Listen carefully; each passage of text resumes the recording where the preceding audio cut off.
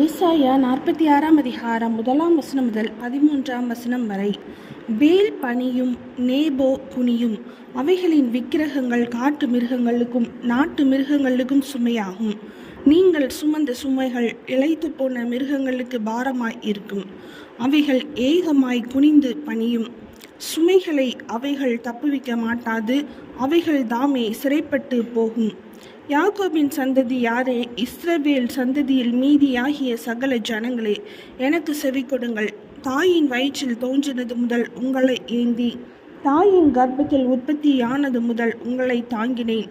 உங்கள் முதிர் வயது வரைக்கும் நான் அப்படி செய்து வந்தேன். இனி மட்டும் நான் உங்களை தாங்குவேன். நான் அப்படி செய்து வந்தேன். இனிமேலும் நான் ஏந்துவேன். நான் சுமப்பேன், தப்புவிப்பேன். யாருக்கு என்னை சாயலும் சமமும் ஆக்கி, யாருக்கு நான் ஒப்பாகும்படிக்கு என்னை ஒப்பிடுவீர்கள்? பையில் இருக்கிற பொன்னை கொட்டி வெள்ளியை தராசில் நிறுத்து, தட்டானுடனே கூலி பொருத்தி கொள்ளுகிறார்கள். அவன் ஒரு தெய்வத்தை உண்டாக்குகிறான், அதை வணங்கி பணிந்து கொள்கிறார்கள். அதை தோளின் மேல் எடுத்து அதை சுமந்து அதை அதன் ஸ்தானத்திலே வைக்கிறார்கள். அங்கே அது நிற்கும், தன் இடத்தை விட்டு அசையாது. ஒருவன் அதை நோக்கி கூப்பிட்டால் அது மறு உத்தரவு கொடுக்கிறதும் இல்லை. அவன் இக்கட்டை நீக்கி அவனை இரட்சிக்கிறதும் இல்லை. இதை நினைத்து புருஷராய் இருங்கள், பாதகரே, இதை மனதில் வையுங்கள். முந்தி பூர்வ காலத்தில் நடந்தவைகளை நினையுங்கள். நானே தேவன், வேறொருவரும் இல்லை. நானே தேவன், எனக்கு சமானமில்லை.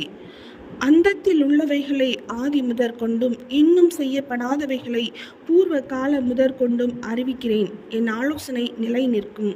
எனக்கு சித்தமானவைகளை எல்லாம் செய்வேன் என்று சொல்லி உராய்ஞ்சுகிற ஒரு பட்சியை கிழக்கில் இருந்தும், என் ஆலோசனையை நிறைவேற்றும் மனுஷனை தூர தேசத்தில் இருந்தும் வரவழைக்கிறவராய் இருக்கிறேன். அதை சொன்னேன், அதை நிறைவேற்றுவேன். அதை திட்டம் பண்ணினேன், அதை செய்து முடிப்பேன். முரட்டு இருதயம் உள்ளவர்களே, நீதிக்கு தூரமானவர்களே, எனக்கு செவி கொடுங்கள். என் நீதியை சமீபிக்க பண்ணுகிறேன், அது தூரமாய் இருப்பதில்லை. என் ரட்சிப்பு தாமதிப்பதும் இல்லை. நான் சீயோனில் ரட்சிப்பையும் இஸ்ரவேலுக்கு என் மகிமையையும் கட்டளையிடுவேன்.